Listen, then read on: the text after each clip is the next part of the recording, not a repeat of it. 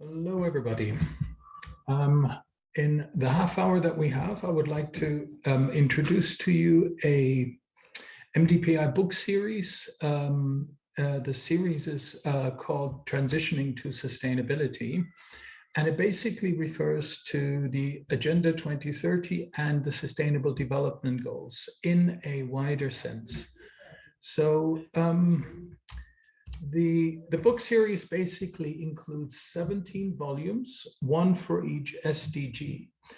And many people will immediately wonder, well, how can you possibly do a book on one SDG given their interdependence and so on and so forth? And in the following few minutes, I will explain to you a little bit the purpose and the logic behind that. The idea was to produce volumes on the Sustainable Development Goals 5 years after 2015, after they have been ratified by the General Assembly of the United Nations. We are 1 year late, and I call that the 1 year COVID-19 credit. Well, we'll see what we can use in 5 years from now, because the idea behind this series is to actually have a Transitioning to Sustainability Series 2.0, which we will then again have in 2025. So every 5 years, we would like to have a volume around each SDG. Each volume is to display the dynamic, interlinked, and multifaceted nature of the SDGs. Each volume is to illustrate present approaches to, as well as achievements of the SDGs. It is not really a progress report on the SDGs. It's really more of a sort of a reading of the pulse of what a set of researchers, a network, is actually doing around a particular SDG. Ideally, each volume will deal with complementaries as well as the trade-offs between goals. So on the one hand, there are certain goals that are very complementary, as we all know. On the other hand, there are other goals that very much go contrary into the spirit of different goals. So we hope to actually receive diversity of positions within as well as between the volumes. And each volume is welcome to include theory chapters presenting empirical research, position pieces, progress on important research programs, stakeholder initiatives, and so on. This is where you would find more information about the book series. So it's mdpi.com/books/series/1152. So this is the book series, and as you can see, we have 17 volumes, starting with No Poverty by Isabel Günther and Raul Lahotti, to Zero Hunger, health, and so on, all the way down to, I believe it's it's Georg von Schnurbein, who is going to then be editing Strong Partnerships for the Sustainable Development Goals. So you also see here that there are certain volumes that are still looking for submissions. So you're welcome to also contact the editors. I see that Affordable and Clean Energy already is still looking for submissions, Sustainable Industry, Innovation and Infrastructure as well. Those of you who may be interested in editing the 2025 version, please get in touch with me. I'm the series editor, and I would be very interested to speak to you about a subsequent edited volume that we're going to organize then in 4 years. Okay, so we have 3 presentations corresponding to 3 edited books. We have representatives for SDG 5, Transitioning to Gender Equality. If I could ask Christa Binswanger and Andrea Zimmermann to please present the volume on gender equality. So many thanks, Max Bergman, for the introduction. Hello, everybody. Warm welcome. And many thanks also to MDPI for giving us the opportunity to present the volume. We are going to talk briefly about transitioning to gender equality. SDG 5 on gender equality aims to eliminate all forms of discrimination against women and girls. To this end, it addresses all forms of violence based on sex or gender, unequally distributed, unpaid and unacknowledged care and domestic work, unequal access to resources, as well as the need for equal opportunities for leadership. Thus, the areas in which changes with regard to gender equality on a global scale are needed are very broad. In this volume, we focus on 3 areas of inquiry that are especially pertinent: on politics of difference, on sexuality, and on care, work, and family. These areas have been core feminist topics since the 1970s and have proven to be of high importance in society's aim of transitioning to gender equality. Each thematic field is introduced by an interview that explores the subject area. The format of the dialogue in the interview allows for the contextualization of the interviewed expert, their personal approach to the thematic field, as well as to their theoretical, methodological, and practical knowledge and experience. Some theories and methods are transversal themes in this volume. So first, an intersectional perspective linking gender to further categories of difference. Second, the contestation of binary notions of gender constitutive for inequality regimes. Third, difficulties of measuring, controlling, and portraying progress with regard to equality. And then fourth, the need for multi, inter, and transdisciplinary perspectives for understanding the diversity of gender and to avoid simplifications of complex power regimes. And I now hand over to Andrea. Thank you, Christa, and also welcome from my side. And I will introduce you to the content of the first part of our volume on SDG 5. So the volume opens up with a look at politics of difference, and you can see the 6 chapters of this first part here on the slide. And in this section, theories, methodologies, and practices of intersectionality are of high importance, as intersectionality allows for reflection on gender inequality with regard to different experiences of structural discrimination and power hierarchies. And we open up this section with an interview with Margot Okasavare, a founding member of the Combahee River Collective, who especially stands for the relevance of transnational feminism and who points out the importance of analyzing relations between power regimes and individual differences precisely in every specific context. The assemblage of the following articles in this first part of the volume reveals several challenges for theoretical, methodological, and practical work on transnational progress towards gender equality. They point to the exclusionary and privileging effects of binary systems, and they challenge the way how the relation between power and identity is conceptualized in the first place. So in sum, the contributions in this section offer space for different perspectives and the recognition of different fields of research and interest, and open up a new frame for new collaborative answers across disciplines and contexts. So back to Christa. So on the second part of this volume focuses on gender challenges in the field of sexuality.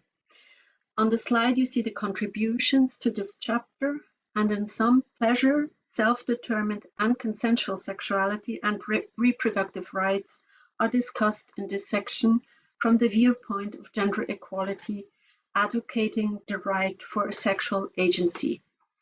Similarly, as in the first section on politics of difference, it is important for a feminist intersectional analysis of sexuality that transnationally oriented feminists look for respectful and helpful alliances.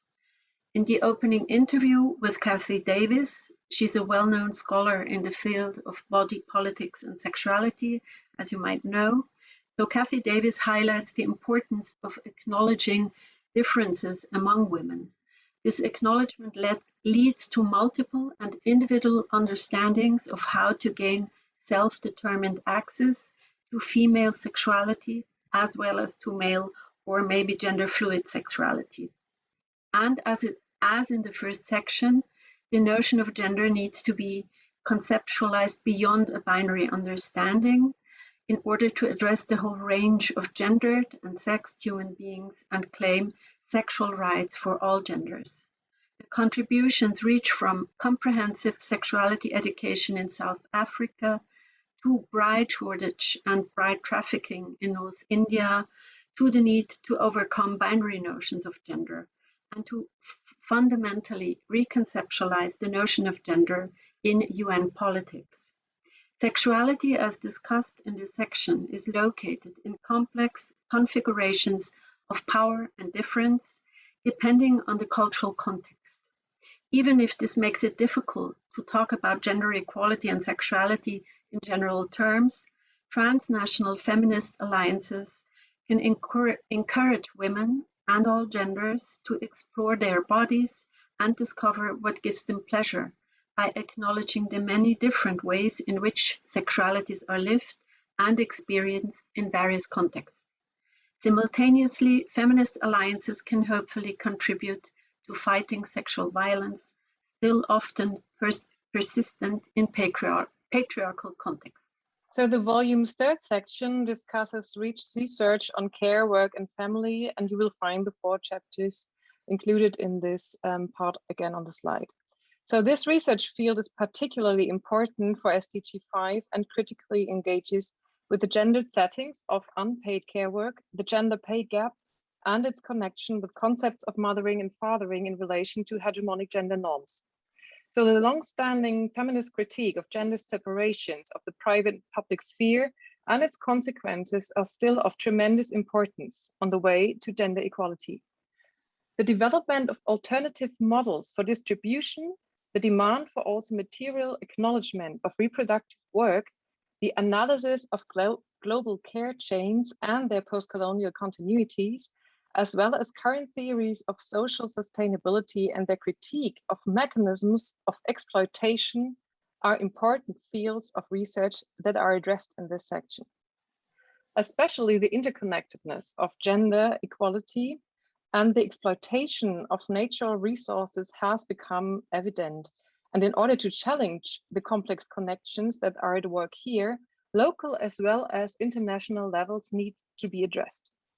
So this is what already comes clear in the opening interview with Shara Razavi, the former chief of data and research at UN Women. And therefore, the obvious lack of gender data, as she points out, is one of the challenges that international coalitions have to face to establish a ground for policies on gender equality. So to conclude, I sum up some key findings of this volume. First, I would like to highlight some of the core challenges named by the contributors. The reinforcing impact of specific gender norms on regimes of gender inequality is apparent. The connection between hegemonic masculinity and its attributes of exploitation of resources of the self, others, and nature needs to be analyzed and reflected in. And the critique of underlying principles of binary gender order that allows for the powerful system of self-affirmation and othering needs to be developed further. Occidental mechanisms of othering are constituted by gender norms as well as being driven by and resulting in racism, classism, and ableism. So what do we need? Key findings. We need precise intersectional analysis to transform the given situation of gender inequality and to avoid simplifications of complex power regimes. And the necessity of contextualizing knowledge production on gender inequality is a challenge. It can build on traditions of situated knowledge in gender and queer studies that stand for self-reflective and context-sensitive academic and public work, questioning one's own interests, and opposing the assumption of universal and value-free objectifications. To avoid simplifications of methodological, theoretical, and practical answers, a combination of empirical analysis and experience-based knowledge of communities might offer a suitable ground from which to start. Many of the contributions highlight transnational coalitions and policies that are needed in order to address complex context-specific questions. As editors, we agree with many of the authors that more research funding is needed and more exchange of knowledge in order to eliminate the currently weak databases. Self-criticism of hegemonic positions, but also critiques originating in marginalized spaces, need to interact and be combined. The elimination of all forms of discrimination of those who are excluded and therefore face the violent consequences of othering will only succeed in such a manner. To make a difference, the current power regimes and their inherent cultures of self-affirmation and homosocial reproduction need to be questioned and transformed in sustainable ways. Activists, cultural and academic work needs to seek alliances aiming for gender, or rather maybe sex-gender equality. Thank you. Thank you so much for a short presentation on a huge area. You managed within one volume to put 3 sections in it, and within these sections you still managed more subsections. So this is in itself, of course, already very impressive. Can I, before we move on to the next presentation, can I ask you almost the opposite side of the coin? On the one hand, I congratulate you for covering so much, and then I'm asking, why did you not? And now I refer to a recent presentation by a very, very old, already long time retired professor from the University of Chicago, who recently said that there is nothing that burns human and economic capital more than gender inequality. So is there a particular reason why that for now is absent? I'm talking about economic issues, or, I mean, they are, of course, in there somewhere, but is there a reason why you decided not to bring in either economics or the labor market more explicitly? May I start, Andrea? So I would say what we did in the 3rd section is really to focus on unpaid labor, because I think this is really an issue we need to bring up in Switzerland very urgently. GPI is always kind of counted without all the unpaid labor, which in Switzerland covers more hours than paid labor. So the whole world of economy would collapse if not so many, especially women, they do 2/3 of the unpaid labor, weren't there. So we did focus through the question of care, work, and family on this issue, and and we thought it's worthwhile focusing on this issue, and we absolutely agree. I mean, I'm really also curious what will come out in, I think it's SDG 8 on economics. How will they treat the gender issue, and looking forward to it. But sure, we could in the next time introduce a 4th section.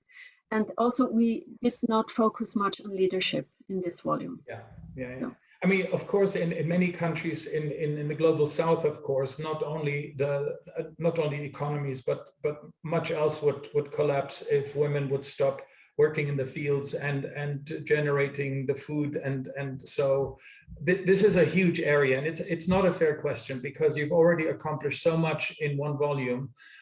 I just wanted to highlight that, maybe to give you a little bit of a nudge for the next time around, but it's not possible to include everything. So thank you so very much for your contribution. I would like to move on to SDG 8, Transition to Decent Work and Economic Growth. Could I please ask, I'm not sure who's going to present, Philipp Erni, Marianthe Stavridou, or Isabel Schlüpp? Me, Marianthe Stavridou. So I would like to thank you very much for the invitation to edit this book and to present it briefly. With my colleagues Isabel Schluep and Philip Erni, we made a collection of different subjects on SDG 8, transitioning to decent work and economic growth. Why is this important? The SDG 8 aims to promote sustained, inclusive and sustainable economic growth, full and productive employment and decent work for all. And it combines institutional and technological innovations designed to enable this transition by creating business opportunities and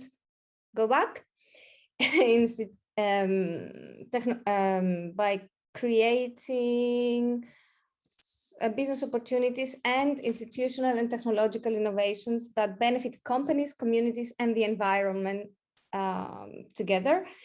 It promotes responsible entrepreneurship, inclusive economic and sustainable change, and scalable innovation. And of course, it promotes something that we all consider very important, business as part of the solution. So what is it all about? The SDG 8 targets are economic, environmental, and governmental social targets that has to do with economic value, economic performance, tax revenues, productivity, research and innovation, diversification, job creation, but also with energy consumption, water use, reduction of emissions, waste management, biodiversity, or how we can abandon child labor, what is with youth employment, education and training, safety and health, but also with sustainable tourism and with access to finance, because a lot of our world has no access to finance. And at the end, with what we consider to be sustainable finance. So we can see that SDG 8 is related to SDG 1, elimination of poverty, 2, elimination of hunger, SDG 2, with 3, health and well-being, access to quality education, gender equality, industry and innovation, innovation of infrastructure, reduction of inequalities, responsible production and consumption, climate action, protection of land and water, and biodiversity. And of course, it is decent work and economic growth has to do with all these SDGs and it is one of the most important of the series. So what happens, what is the importance of the SDG 8 in the aftermath of the COVID crisis? Of course, I know we are in the COVID crisis at the moment, but we have to consider what is happening after. And the ILO former Director General, Juan Somavia, said that decent work is at the heart of the search for dignity for the individual, stability for the family, and peace in the community.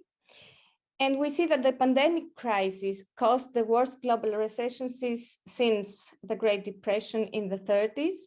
About 255 million full-time jobs are lost. 90 million of people expect to fall back into extreme poverty over the course of these 2 years. And Antonio Guterres, the UN Secretary General, insists and focuses on building a more equal, inclusive, resilient, and sustainable economies and societies. So most attention on the potential of entrepreneurs should be given to create prosperity and jobs and address global sustainability challenges through possible innovation, responsible innovation. And our book, and this book, Transition to Decent Work and Economic Growth, may be a valuable guide for policy makers aiming to move towards a more progressive understanding of sustainable development. So what you can find in this volume you can see chapters with analysis and experiences from the past and the present. We have corporate responses to sustainable development, including small and medium enterprises, but also multinational enterprises. We have examples from the global south and the global north, as well as different sectors of the economy. And all the consensus we made with all the authors have some basic ideas, like entrepreneurship and innovation are important drivers of inclusive and sustainable change. Collaboration between all stakeholders, including businesses, international organizations, local partners, policymakers, and governments is needed to tackle contemporary challenges. And of course, businesses should be part of the solution in efforts to realize the 2030 agenda in general and the SDG 8 in particular. Thank you very much. Thank you to all three of you for this tremendous editing work. I would like to ask another difficult question. I fully agree with you that that 8 is such a central issue, and very often, of course, decent work and economic growth tends to be tremendously neglected in most sustainability debates. Even though in a 3-pillar model, it is one of the pillars, it tends to be sidelined in just about any conference or discussion or book on sustainability. Now, I asked the previous group rather unfairly, why did you not bring in work and the economy from a gender perspective? Now I ask you the other side of the coin, and it's also an unfair question. Why didn't you bring gender in more explicitly? Gender. Well, we have gender in. We have an article, we have a chapter on gender in the energy sector and how women are not represented as gender in this sector. So we do bring, and okay, good. Okay, and we also have an article about human trafficking and migration in Finland and how governments can see what really happens, how it starts and how it ends. So I think we cover a lot of different issues within this. Relating to gender, yeah. Related to gender. This is actually quite, the reason I'm asking it is not because there's a hole in the book at all. It is just that there are certain topics that are kind of pushed between different SDGs, where very often specialists in one area will say, no, this is not a gender issue, this is actually something else. And then this something else very often brings it back. So as hugely inclusive as the 17 SDGs are, I remember in 2015, we actually had Jeffrey Sachs in presenting to us sort of the evolution of the SDGs. And I remember him saying that he's not so happy that there are 17 SDGs. For him, there are too many. And not only too many, but maybe the goals are, in his mind, they tended to be more aspirational than anything. And he found that a big problem. And so in that sense, it's actually quite interesting how people are actually dealing with it. And I'm very glad that on a number of different levels, your volume does actually address a gender-related issue. So maybe this is half of my answer to the question I asked Christa and Andrea earlier, is where's the economy? And they said, well, ask the economy type, the SDG that deals with the economy. Okay, I simplify, of course. In your experience, because I'm very much interested in business-society relations, and I always find that society people are really good at that, but they tend to think of business as the problem. You showed us the SDG 8 central. Could you tell me how in your work, actually, when you think about sustainability and SDG 8, what kind of conflicts do you actually have to deal with? Because most conceptual models on sustainability, I would argue, are actually in a conflict model where we actually think of work and the private sector and business and the economy as the opposite of sustainability. So what kind of story do you tell people to try to deal with that? So if I have to give a brief answer, first of all, I consider that a lot of the SDG have internal conflicts in between them. And of course, there is an idea coming from the 60s, 70s, 80s, and the multinationals goes, and of course, they produce a lot of harm, which is also a reality, and we have to consider this. On the other hand, my work in Switzerland is concentrated on what we call sustainable SMEs. And I deal with SMEs that did amazing things. And in this volume, I have a case study with an SME from the Valley of Appenzell in Innerrhoden, which is amazing because first of all, they are working all together and they are deciding all together, and the family who owns, the owners and managers,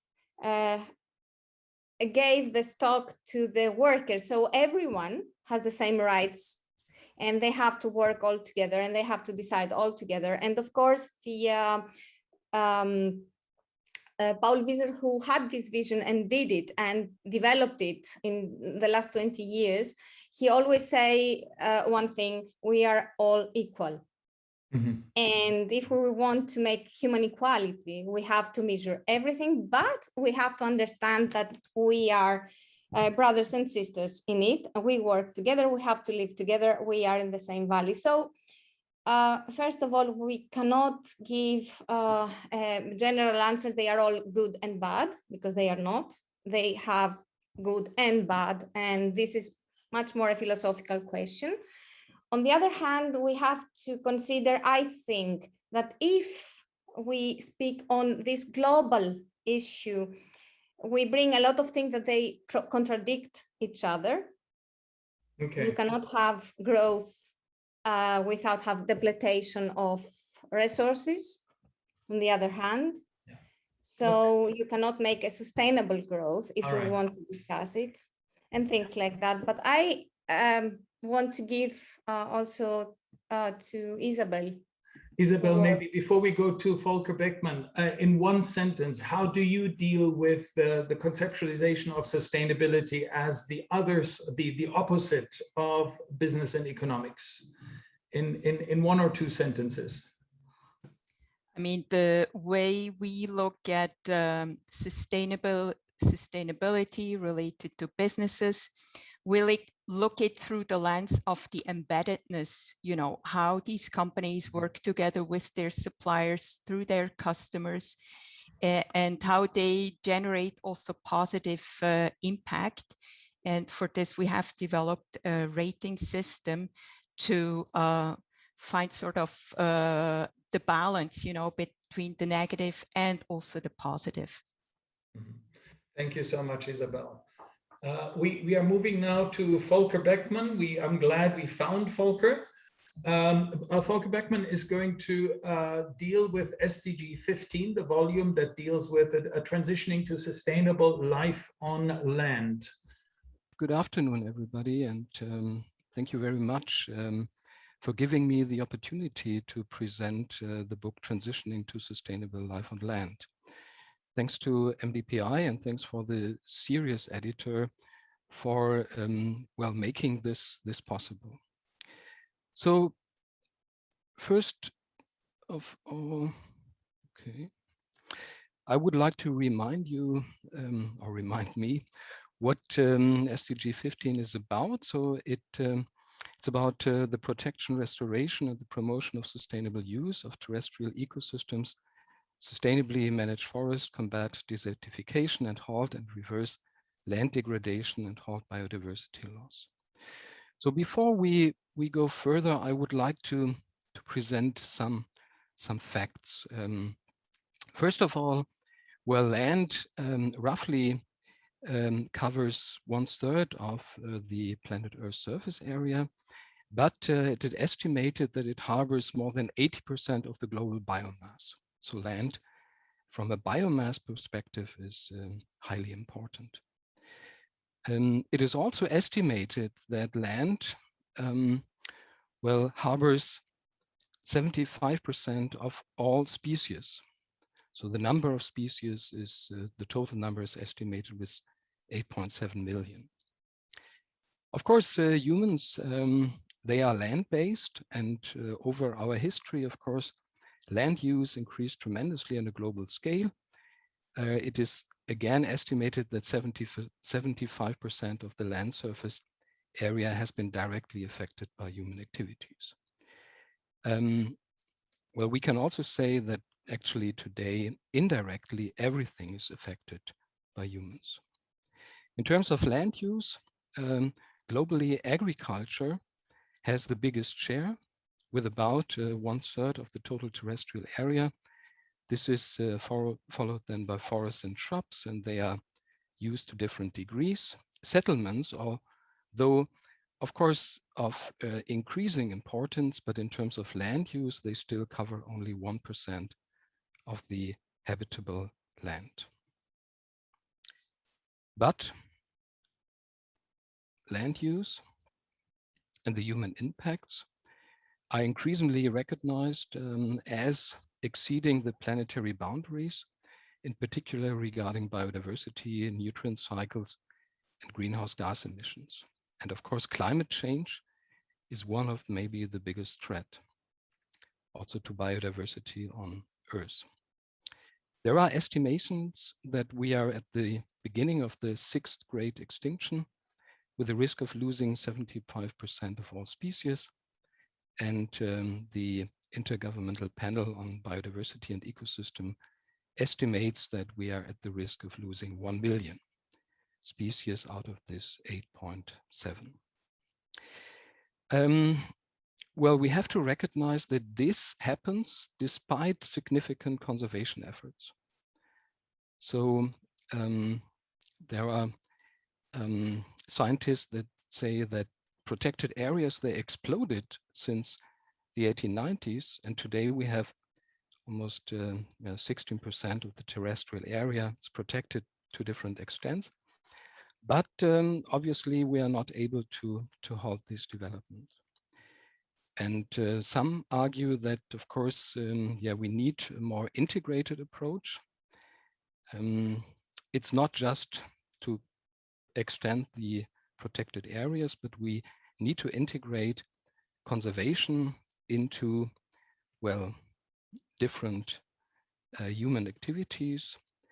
And from this perspective, we can also see the Sustainable Development Goals. And well, Sustainable Development Goal 15 is one among 17. It comes, well, pretty much to the end, but it's an integrated part. Okay, as it was already mentioned, usually, well, we do not only have 17 goals, but each goal has targets and specific targets and also indicators. And this goal has 11 targets and even more indicators. And there are debates about are the indicators sufficient. I don't want to go now into all these details, but this is somehow the background. Now to the structure of the book and its contribution. So essentially, I divided the book into 5 different parts. So the first is about goals. So of course, well, goal 15 in relationship to other sustainability goals, synergies, trade-offs, but also more fundamental questions of values and ethics of conservation and restoration. The second part then focused more on ecosystem restoration in cultivated landscapes. So it's yeah, pretty much focused on, well, on situation where humans already use most of the land. And okay, what are the problems of ecosystem restoration in these cases? The third part deals with land property rights and governance. And well, human societies, they have developed over history important institutions that are related to land administration, for example, property, well, ownership of land. States are defined by their territory, so it's of course land-based. Well, most of our governance structures, they are somehow also related to space and land. The fourth part, it's political and societal challenges, so about the transformation towards these objectives. So you see that the structure of the book does not precisely follow any kind of well, specific target, but is more cross-cutting and also tries to well, set some new lights on this transition. So I don't want to go into the details of the different contributions, just to give you an idea. The first part is composed out of 3 contributions. So Clem Tistel, he's from the University of Queensland in Australia. And in his contribution, he really very well, from an economic point of view, reflects on the Sustainable Development Goals and synergies and trade-offs with an economic perspective. Ott and Raimund, they try to integrate economics of valuing nature with the, well, philosophy and well, more philosophical valuation and reflection on nature.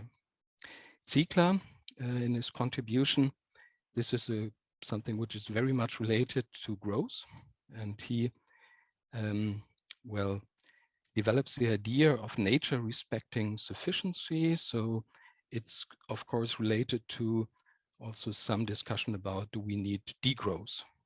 Degrowth debate in order to, well, create room for nature, for other species also to develop.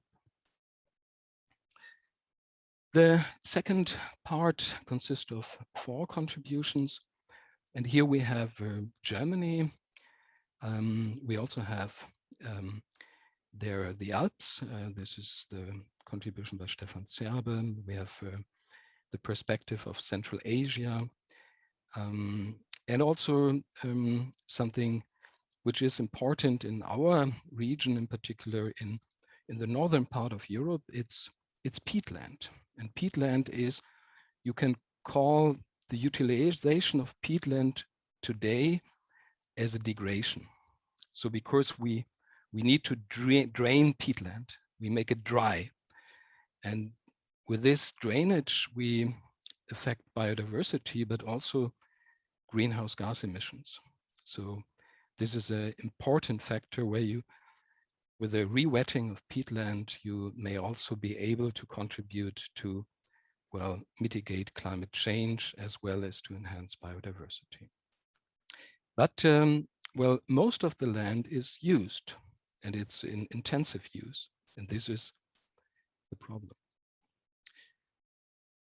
The third part also has 4 contributions focusing on property rights and governance. In China and Ethiopia, both are countries that heavily rely on state ownership, state and collective ownership.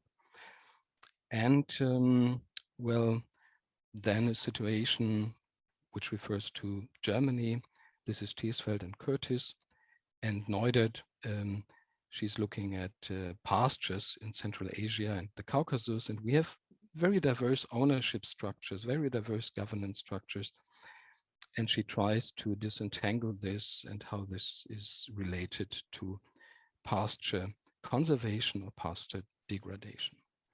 So all these reflect on the importance of different ownership structures and governance structures for sustainable land use, but also for biodiversity conservation.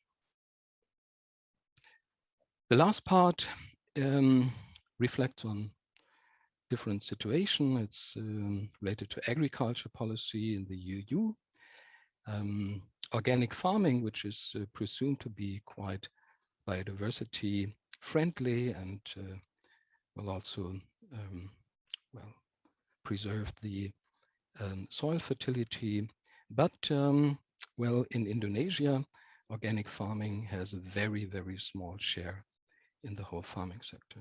We also have a contribution that links conservation with the bioeconomy.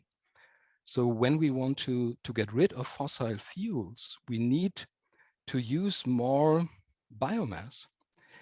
And we need to utilize more biomass in the future, maybe, which needs to be done in a sustainable way. We need new crops. We need new life that, well, might be created also by biotechnology.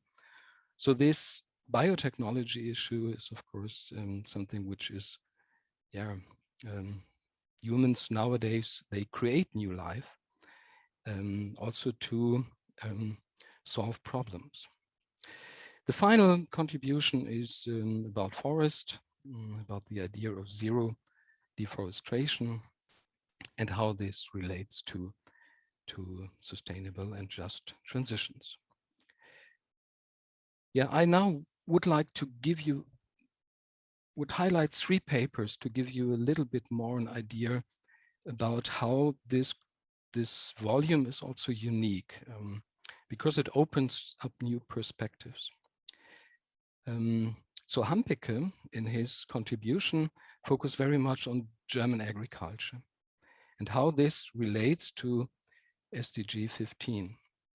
Well, originally it's not included. Agriculture, it's SDG 2, or it's located somewhere else. But so what does it has to do with agriculture?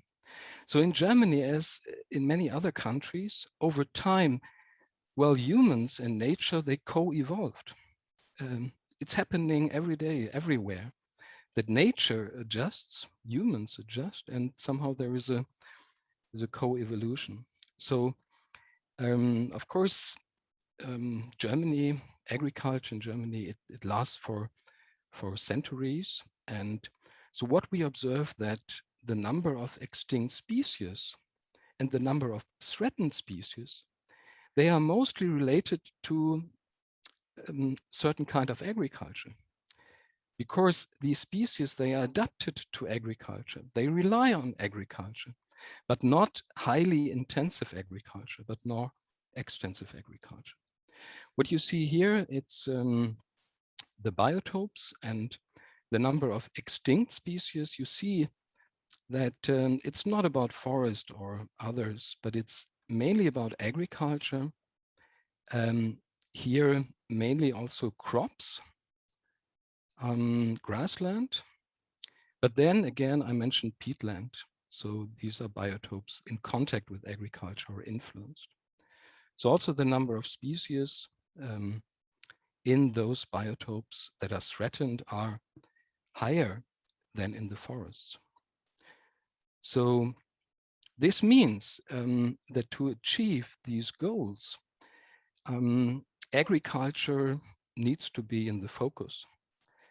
And it's not about creating protected areas, but it's about changing also, well, agriculture to a more biodiversity friendly agriculture. So the second contribution I would like to highlight is from China. Maybe you know that China, of course, it's well, heavily debated, but in terms of property right, it's state-owned and collective-owned land. So land is not owned by any individual. Individuals have use rights. This article is about land consolidation system in China, and it tells a story how this evolved. And you see in this table that it starts really, okay, what does land consolidation mean? It means, okay, you rearrange land, which might be small pieces. You might make larger pieces out of a couple of smaller pieces. So you see how this, in this table quite nicely, how this developed over time. The focus when it started was purely on food production. Then the urban rural equity came into play. And since 2030, also the ecosystem somehow is included. So also China is working on something they call the ecological red line. They have different red lines in terms of, for example, cultivated land, there is a red line, but they also try to define ecological red line. So also China, well, developed along this line that yes, they are including, well, ecosystem and biodiversity values into planning systems, but it's not really that far as we would like it to be. So it goes in this direction, but still there is a lot to do. So the final paper I would like to highlight is about agriculture policy. And what you see here, the European agriculture policy spends a hell of money on agriculture, but it's mainly spent, as you see here, this 71% of all the money, of the money goes to the first pillar. What does it mean? It's a payment per hectare without any, well, specific focus on biodiversity or conservation or something. But you see here that most are, okay, just 5.5% is spent on environmental and 7.7% on investment. So, and then what is shown here is the priority given by farmers and given by citizens. And you see that even farmers, they would like to shift more of the resources to the environment. But in particular, this is the wish of the citizens. But the paper shows quite impressively how the political system works, and that, okay, it moves in this direction, but the movement is very, very slow.